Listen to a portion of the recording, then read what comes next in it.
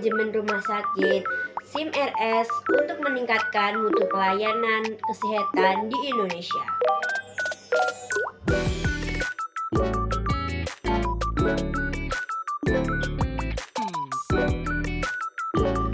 Assalamualaikum warahmatullahi wabarakatuh. Halo semuanya, perkenalkan nama saya Frida Kurnia Putri dari kelas 1B, jurusan D3 Rekam Medis dan Informasi Kesehatan dengan NIM P1343743712408. A. Latar belakang masalah. B. Dampak terhadap fasiankes. C. Analisis masalah. D. Standar hukum atau aturan yang berlaku. E. Rekomendasi penguatan SIM-RS. F. Kesimpulan. G. Referensi. Pelayanan kesehatan meningkatkan derajat kesehatan dan pemulihan pasien. Rumah sakit sebagai fasiankes utama memegang peran yang penting dalam hal ini. Untuk mendukung efisiensi dan mutu layanan, Sistem Informasi Manajemen Rumah Sakit atau yang biasa kita sebut SIM-RS berfungsi sebagai solusi pengelolaan informasi yang cepat dan akurat. Dalam menghadapi kompleksitas, layanan SIM-RS diperlukan untuk mengatasi hambatan seperti yang pertama, keterlambatan dokumentasi, yang kedua, kurangnya integritas antar unit, dan yang terakhir yaitu keterbatasan akses data pasien secara real time. Pertama, yaitu ketidakefisiensian proses pelayanan. Proses pendaftaran, pencarian dokumen rekam medis, dan dokumentasi hasil pemeriksaan masih dilakukan secara manual pada beberapa unit, terutama poliklinik, yang menyebabkan keterlambatan pelayanan. Yang kedua, yaitu adanya ketidakakuratan informasi. Keterbatasan integrasi sistem menyebabkan informasi antar unit tidak sinkron, yang berpotensi menimbulkan kesalahan pada tindakan medis. Yang ketiga, yaitu rendahnya kepuasan pasien terhadap pegawai karena keterlambatannya layanan dan kesulitan dalam operasional sistem. Hal ini dapat menurunkan kepuasan pelanggan atau pasien kepada layanan rumah sakit secara keseluruhan. Yang terakhir, yaitu resiko terhadap keselamatan pasien. Kurangnya sistem monitoring dan pencatatan elektronik yang akurat meningkatkan resiko medical error dan menurunkan standar pasien safety. A. Performance. Sistem pilar sudah mencakup banyak modul, namun belum lengkap. Misalnya, modul pelayanan poliklinik belum tersedia secara elektronik. Lalu ada response time cukup lambat, yaitu di antara 15-30 menit, yang akan mempengaruhi kualitas pada layanan. B. Information atau data. Modul filling belum terhubung dengan unit pelayanan pendaftaran. Peminjaman dokumen rekam medis masih secara manual.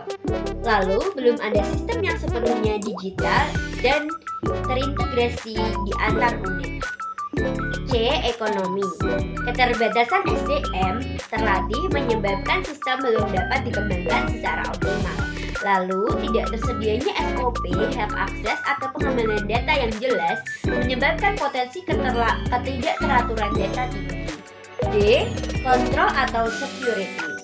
Enkripsi data sudah dilakukan dengan metode MD5, namun keamanan tambahan seperti auto log off belum maksimal. Lalu, adanya resiko data bocor masih mungkin terjadi jika user tidak logout secara aktif. E. Efisiensi. Pengguna merasa SIM-RS sulit dipelajari dan dioperasikan lantaran tidak tersedianya SOP lengkap untuk proses koreksi atau penelusuran data. Lalu, F. Service. SIM-RS tidak dapat menghasilkan laporan grafik atau tabel otomatis. Analisis data masih perlu dilakukan manual dengan SPSS. Lalu, data kepuasan pasien tidak otomatis muncul dan membutuhkan proses tambahan. Yang pertama, adanya UU nomor 36 tahun 2009 tentang kesehatan yang menyatakan pentingnya penyelenggaraan upaya kesehatan yang efektif dan efisien dengan dukungan sistem informasi yang baik. Lalu ada PP nomor 46 tahun 2014 yang menegaskan bahwa setiap fasilitas pelayanan kesehatan wajib menyediakan infrastruktur sistem informasi kesehatan termasuk adanya SDM dan teknologi yang memadai. Lalu yang terakhir adanya Permenkes nomor 46 tahun 2015 yang mengatur bahwa peningkatan untuk pelayanan dan keselamatan pasien harus dilakukan secara berkesinambungan dan dievaluasi melalui mekanisme yaitu secara akreditasi. A. Pengembangan modul. Menambah modul layanan poliklinik untuk mendukung dokumentasi digital yang terintegrasi. B. Integrasi sistem dengan menghubungkan sistem filling dengan unit pendaftaran dan pelayanan secara real time untuk efisiensi. C. Peningkatan SDM dan SOP untuk melatih tenaga medis dan non-medis serta menyusun SOP terkait akses, pengeditan, dan integrasi data. D. Keamanan dan otomatisasi menerapkan auto log off, autentifikasi ganda, dan fitur laporan otomatis berupa grafik atau dashboard. E. Evaluasi dan monitoring melakukan audit rutin SIM-RS serta memantau keselamatan pasien sesuai standar akreditasi. F. Kolaborasi regulatif melibatkan Dinas Kesehatan, BPJS, dan lembaga akreditasi untuk memastikan kepatuhan regulasi. Jadi, kesimpulannya, Sistem Informasi Manajemen Rumah Sakit atau yang biasa kita sebut SIM-RS berperan penting dalam meningkatkan mutu pelayanan kesehatan di Indonesia. SIM-RS mendukung efisiensi manajemen, mempercepat pengambilan keputusan, dan memperbaiki pemantauan kerja rumah sakit. Sistem ini memungkinkan pengelolaan pasien secara terintegrasi antar unit, sehingga pelayanan menjadi lebih cepat dan akurat. Selain itu, SIM-RS membantu rumah sakit untuk mematuhi regulasi pemerintah, mengurangi biaya operasional melalui digitalisasi dokumen, serta meningkatkan kepuasan dan akses pasien terhadap layanan kesehatan.